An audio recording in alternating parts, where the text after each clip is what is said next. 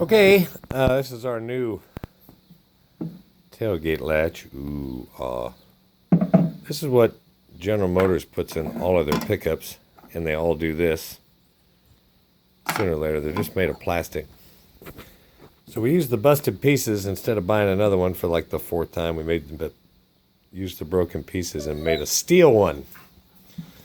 So this should outlast the pickup now. Ta-da! Okay, that's it put together.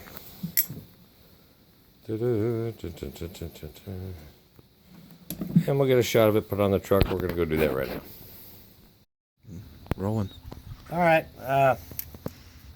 That's it. If I know it's going to work this good, I spent more time and made it pretty. But that's our steel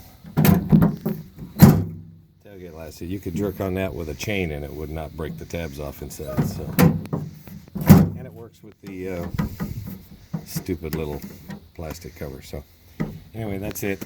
That's how we wasted a day of quarantine.